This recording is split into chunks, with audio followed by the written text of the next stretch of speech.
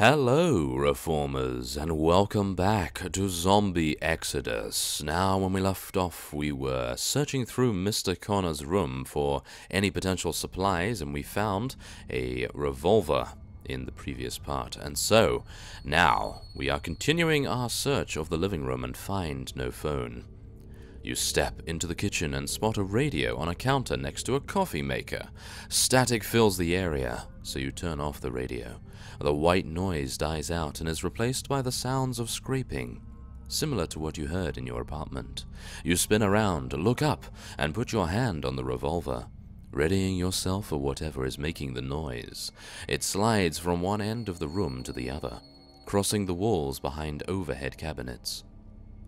You search through each one, anxiously waiting for something to leap out. You find nothing but soup cans, old dried pasta, and glass jars of herbs. In the last cupboard, you open up a can of coffee and find a roll of money inside. The scraping intensifies in the corner of the room as you consider the money roll. Well, what are we going to do? Leave the money? I'm a survivor, not a thief? Or take the money? I have to think of myself, and this cash may help. Well, considering Mr. Connors does not appear to be anywhere around, we are going to be taking the money, and we'll hopefully find a use for it in the zombie apocalypse. We'll see. So, let us continue onward.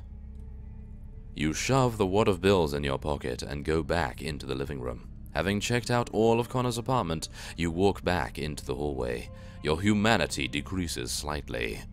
You think you should check another apartment. You head into, well, either one. It doesn't really seem to matter too much, considering we do not know the occupants, and I suppose we'll go for, let's go for 7D, why not? As you step toward the apartment, sounds resonate through the door. A loud male voice, repeated clicking noises, and a constant electrical hum. You knock on the door. All goes silent. Moments pass. You listen and hear the rattling of locks and chains at the door, which springs open. A tall man in his early 20s answers the door wearing a tie-dye t-shirt and faded blue jeans, with dark brown sandals and a full, bushy blonde beard. A blue wool knit cap is pulled tightly over his head. He leans out of the door, looks left to right, and then pulls you into the apartment. Inside is a geek's wonderland. Half a dozen laptops blinking and buzzing in a row, a large plasma television with 8 different news channels tiled on the screen, wires and cables on the walls hanging from the ceiling and crisscrossing every inch of walking space. Dozens of open cans of Red Bull spread across various surfaces, comic books and graphic novels strewn about, Lord of the Rings memorabilia set in a shrine near an open kitchen, and dozens of movie posters covering sci-fi over the past 30 years. "Hey, I'm Jason. Have a seat," he states through a raspy, cigarette-soaked voice, and sits in a rolling chair positioned in front of the row of laptops. He taps away at a PC and yells at a screen, "People are just rising from the dead from all over the world. It's global zombie chaos. This is undead Armageddon." "Hey Jason, I'm James. I really need a phone. Do you have one I can use for a quick call?" "Not sure what you're trying to prove, asking me that," Jason says, shaking his head. "I'm not trying to prove anything. I just need a phone. Jason, give me a phone before I break your neck." "Okay. Jason, this is an amazing setup you have. I've never seen systems link this way. Hey, think I can borrow a phone real quick? I gotta tell my friend about this." Maybe that's a good idea. "Dude, like, got a phone? I just need to call my sister and make sure she's okay." I think he probably will react quite positively to this one. I'm going to assume, at least. So, let's do it. Jason removes an earbud from his ear. "No, sorry, I was talking to my buddy Dieter on VoIP, trying to stay off the cell phone grid." "No problem. Can I, use the VoIP to call someone?" As Jason flicks switches and taps on keys, the laptops turn off, as do the monitors and televisions, and the lights dim. Jason moves to a side wall with what looks like the most elaborate fuse box in North America, and pushes wires and fuse caps around. "You see, this epidemic is underreported. Most of Europe is already zombie-fest, and there are millions of Asian zombies running around. These things ain't like the movies. They're even more ferocious. You gotta destroy their heads or they just get back up more annoyed than ever." A long, shrieking noise echoes through the apartment. You and Jason freeze. The sound was not natural, not human, and not animal. You close your eyes to focus on listening, but only hear the hum of the computers and your own rapid breathing. Jason runs to the door and presses his ear against it. His mouth opens wide in a gasp, but no sound emanates. He rushes toward you, grabs your shoulders, and begins pushing you to the door. "Sorry, you gotta go." Before you have a chance to reply, Jason leads you through the door and closes it. You are standing in the hallway, alone once more.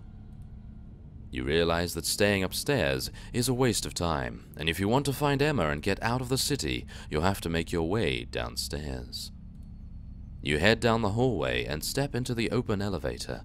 The lights inside flicker, and you hit the down button.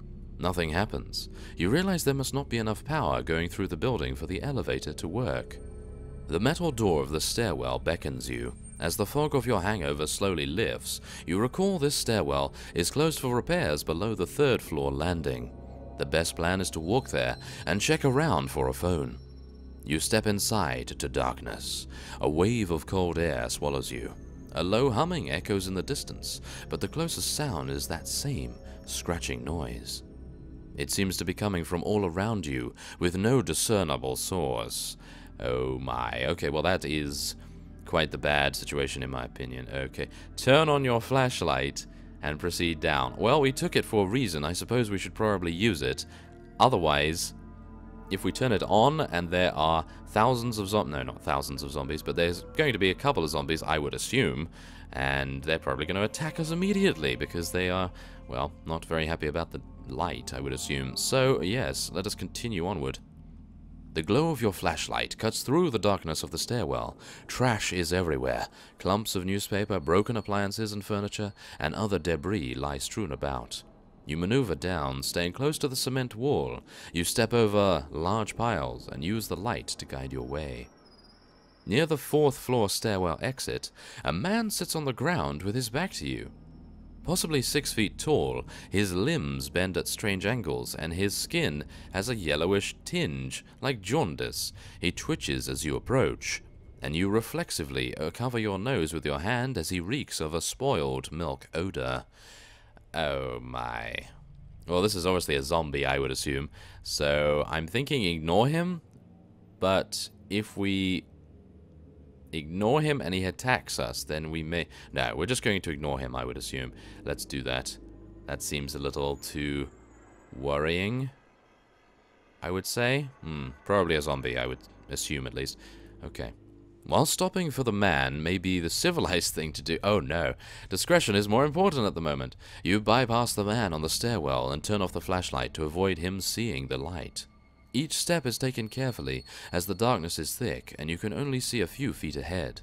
You use the railing and feel out with the other hand in front of you. The air is musty and smells of refuse. Your legs scrape against trash and debris as you rush down. A faint groaning and creaking resonates through the walls, as if the building is swaying in some strong wind.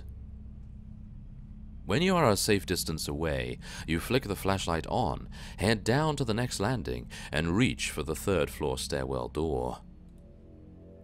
And our progress is now saved, thank you very much. Should we die? Oh yes, there we go. Should you die during the next chapter, you have the option of trying again from this exact point, or to replay the game from the very beginning.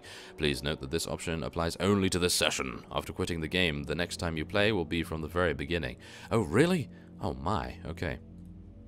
In the dimly lit hallway of the third floor, you pause for a moment to collect your thoughts. Things just got more real. Sure, it was disturbing to watch on TV, but you just encountered an actual infected person, a zombie. You have to make contact with Emma and either need to find a phone or somehow locate her in this crazy zombie-filled city. You move down the hallway. It's only a few degrees warmer than the stairwell, and you rub your arms to generate some heat. The hallway runs east-west and is wider than other floors, and you recall this area houses management offices, maintenance, and a cafe.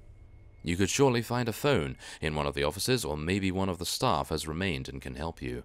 On the other hand, the maintenance area may have tools or other items that could come in handy. You could also search the cafe, which must have a phone, or at least some food to take. And I believe we are going to be stopping there. And next time on Zombie Exodus, we are going to be deciding where we head to next. And so, I thank you very much for watching, and I will see you next time.